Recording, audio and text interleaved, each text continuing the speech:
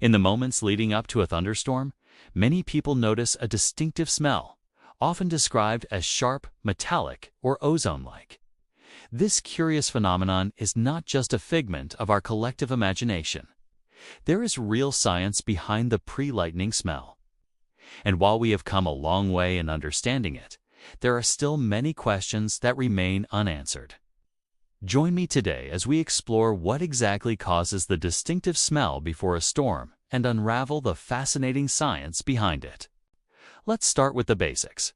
What is this mysterious smell? The answer? Ozone, or at least something closely related to it. But here's where things get interesting.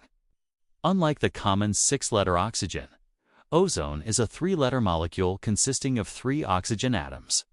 Chemically, it's written as O3. In its natural form, ozone is found in the Earth's stratosphere, where it forms a protective layer that filters harmful ultraviolet radiation from the sun. At ground level, however, ozone is considered a pollutant and can harm both humans and the environment. It's usually formed through complex photochemical reactions involving sunlight, nicotine oxides, and volatile organic compounds, which are emitted from sources like vehicles, industries, and even vegetation. You might be wondering, if ozone is a pollutant, why would it smell fresh? The answer lies in our own perceptions and associations. In contrast to the stale, stuffy air of a polluted city, ozone carried by rain can smell clean and invigorating. Furthermore, the novelty of the smell, something we rarely encounter in everyday life, may contribute to its unique character. And finally, the smell of ozone is strongly linked to thunderstorms, which are often seen as refreshing and cleansing, which further reinforces its connection to cleanliness. Now, it's time to address a common misconception. Does the ozone smell actually come from the lightning? To answer this question, let's take a closer look at lightning itself. When a charge imbalance occurs within clouds or between clouds and the ground, electric fields develop, which eventually discharge in the form of lightning. The immense energy released during this discharge heats the surrounding air to temperatures as high as 30,000 degrees Celsius, far hotter than the surface of the sun. This sudden expansion of air creates thunder and triggers chemical reactions that produce the ozone smell. Specifically, lightning breaks down oxygen molecules in the air into single oxygen atoms, which then recombine with other oxygen molecules to form ozone. Interestingly, the exact mechanism of ozone formation during lightning was not discovered until the mid-20th century. Before that, scientists had noticed the correlation between lightning and the ozone smell, but they couldn't explain the cause. It wasn't until 1964 that researchers at the University of Kent, led by physicist J.D. Balkin, conducted a series of experiments that definitively linked the two. Using a high-voltage discharge machine, they simulated lightning and collected samples of the resulting air. Analysis of these samples revealed the presence of ozone, confirming its role in the pre-lightning smell. So why doesn't the ozone smell follow lightning around all the time? The answer lies in the conditions required for its production. Lightning typically occurs within clouds or between clouds and the ground.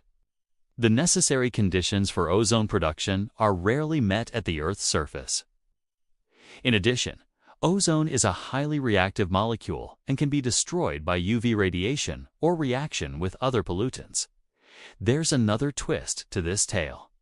Not all lightning produces the same amount of ozone. In fact, some types of lightning are more efficient at ozone production than others. Let's consider 2 common types of lightning: intracloud lightning and intercloud lightning. Intracloud lightning occurs within a single cloud, whereas intercloud lightning happens between 2 or more clouds. Generally, intercloud lightning bolts are longer and carry more electrical charge than intracloud bolts. This means that during intercloud lightning, more oxygen molecules are split and subsequently recombined to form ozone. As a result, intercloud lightning tends to produce more ozone than intracloud lightning. But the story doesn't end there. Even within intercloud lightning, there's a range of ozone-producing efficiency. Some lightning bolts release more energy than others, leading to higher ozone yields. The amount of ozone produced per unit of lightning energy is influenced by several factors, including altitude, temperature, and the concentration of nitrogen and water vapor in the air. Here's where things get even more complicated. Intracloud lightning is much more common than intercloud lightning. Yet, it's the intercloud lightning bolts that tend to reach the ground, delivering the ozone smell to our noses. So what makes some intercloud lightning bolts reach the ground, while others stay aloft? The answer lies in the balance between the electrical forces driving the lightning bolt and the air resistance opposing it.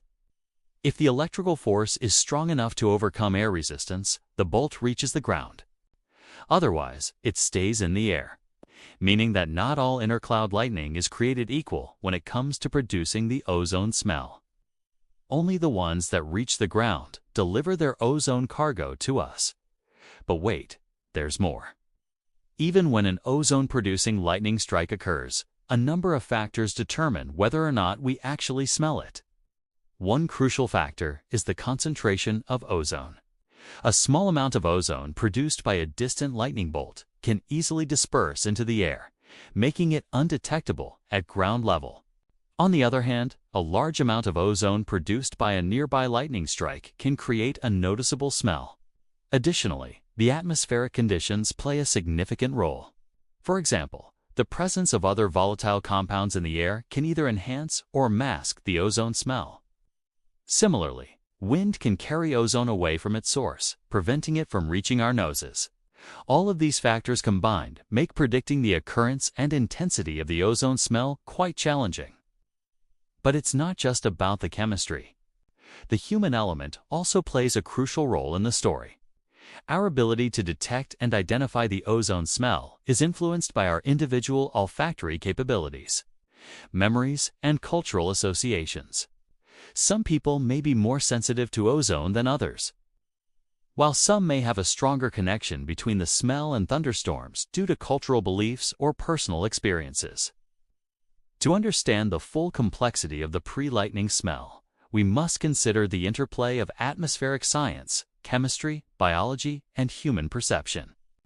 As we continue to study this intriguing phenomenon, we not only deepen our understanding of the natural world, but also gain insights into ourselves and our place within the intricate web of life. The ozone smell before lightning is a testament to the interconnectedness of our world. It reminds us that even the smallest atmospheric event can trigger a cascade of chemical reactions and sensory experiences. By unraveling the mysteries of this smell, we gain a deeper appreciation for the complexity and wonder of the natural world.